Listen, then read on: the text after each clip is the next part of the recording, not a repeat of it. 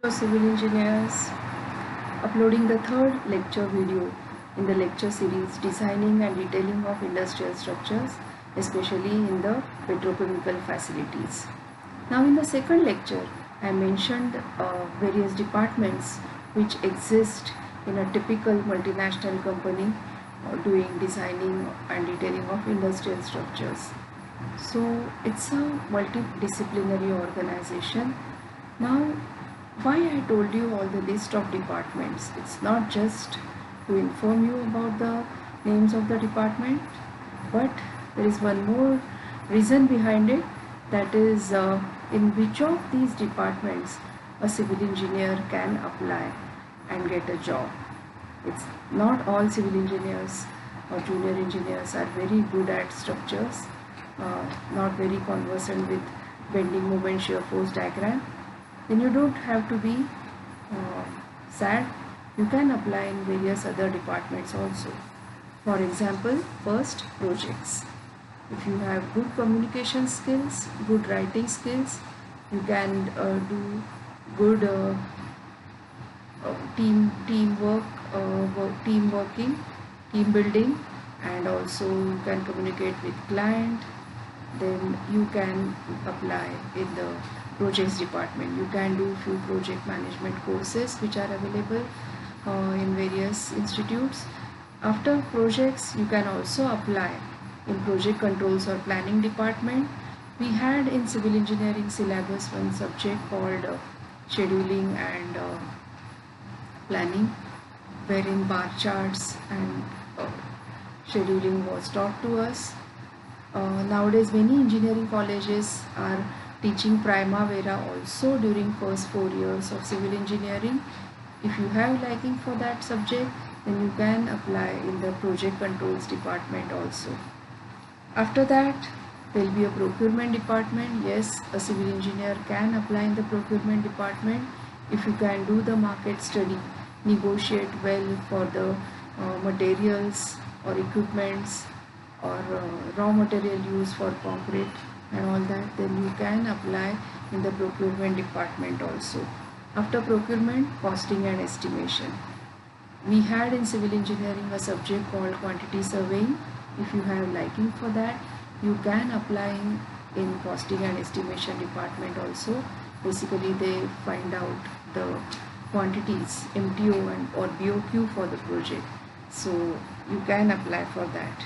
Then again, the typical disciplinary subjects like process, which are chemical engineers, mechanical, electrical, instrumentation, piping, stress, you cannot apply in that.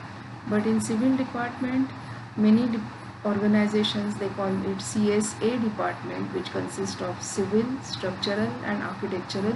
Civil is generally in many offices, organizations, is undergrounds, design, roads, pavements and drainage, etc. So if you have liking for that, you can join civil department, structural department if good at the structural design, and architectural department. Yes, in these organizations, especially in the industrial building design, where we require to do architectural drawings for mostly non-plant buildings, you can apply in the architectural department also if you have capabilities to do the layouts, architectural layouts for the facilities in the petrochemical plants. Okay, after CSA, environmental department. Yes, you can apply in the environmental department. There is a subject called environmental specialization or elective. If you had taken in last year engineering environmental as elective, then you can apply in this department about the effluent treatment plant, water treatment plant and sewage treatment plant. All these things, and again air pollution, control of air pollution, all these things will be done by the environmental department. There is a CAD department also, computer aided design, you can apply in that. IT, not very much, but if you are really having some civil engineers are very good at IT also, out of interest they pick up a lot of software and computer knowledge. So if you are good at it, you can go in the IT department. You can go in the document control also. Thousands of drawings and documents are coming from client and vendors, and thousands of drawings, output drawings, are sent to the site or to the client. For all these documents, document control department is there. And a civil engineer can apply in the document control department. Of course, it is not going to be a proper hardcore engineering job profile, but you can apply if you want. There is one more department coming up in few organizations, that is expediting department. Yeah, you will get very surprised, but the schedule of the project, it's a giant project and multidisciplinary project. All other departments outputs are depending on some other departments inputs. So for all this, expediting department sometimes become very necessary. You have to just go see the schedule from the planning department, whatever deliverables are there in that day, on that day or in that week. You have to go and expedite the input generating department and then go to the output generating department and see to it that all the dates are met and the schedule doesn't go haywire. Again, you can also apply in the HR department if you have done civil engineering and then management with HR human resources specialization. You can go in HR department also. There is of course admin and accounts department. It's not a civil engineering work profile, but one can go. It's a mathematics if one wishes to go. Then there is very good department called legal department. Crores of clients' money is involved in any project. So a lot of times some problems happen and arbitration comes into picture. So for that, if you have a civil engineering background, plus if you do post-graduation in law, LLB or further post-graduation, then you will be a good combination, civil engineering plus law. So for all these court cases and arbitration, you will be very helpful, and you can get place in the legal department also. And then the last and most important and the most highest department is management. Yes, any civil engineer can also reach the management level, right from the trainee engineer to middle level to senior level, and later on one can reach management also. So all these are the departments where a civil engineer can work. Apart from this, in the third lecture I also wanted to tell you about how to quote for a project, how to grab the project. Suppose for any project you get a plot plan from piping in which the list of facilities is there. You get equipment layout for each unit. Now from this, generally it's a lead engineer's or civil engineer's job to find out the number of deliverables, either the A0 size drawings, especially for roads and drains layout, etc. It is A0 size drawing, and usually for all other structural drawings for a building it is A1 size drawing. So number of A0 size drawings and A1 size drawings for different units is worked out by a civil engineer. By prior experience he can find out the number of drawings. Then approximate man hours or work hours required per drawing is worked out. Generally it is standard for any organization. It varies to some extent depending on the market situation. If in the market very less projects are there and you are in desperate need of a project, then you can quote a low man hour per deliverable. And if you have lot of projects and market is also flooded with the projects, then you are not much in need of that project, then one may quote little high man hour per deliverable. It depends from situation to situation. Sometimes you are client's favorite and you are sure that you may get the job, then you can quote a higher man-hour rate. Sometimes the client wants you to negotiate, clients want you to work at certain rate, then sometimes you have to agree to the man-hour rate per deliverable per deliverable set by the client. So all such permutation combinations you have to judge and multiply the number of deliverables by the man hour per deliverable. Then you get the total man hours for the project, the total number of man hours for the project into the man hour rate. So many rupees per hour. That rate is multiplied and then you get the total cost for the company for that project. And that is how you quote for the project. I'll give one example. Let us take one example. Suppose we have one unit called pump house or pump shed. Okay. Now in equipment layout, in plot plan you have the pump house size. There is a equipment layout only for pump house generated by piping. So suppose the size is 12 meter by 30 meter. How you find the number of deliverables? Okay. So first let us find number of architectural drawings.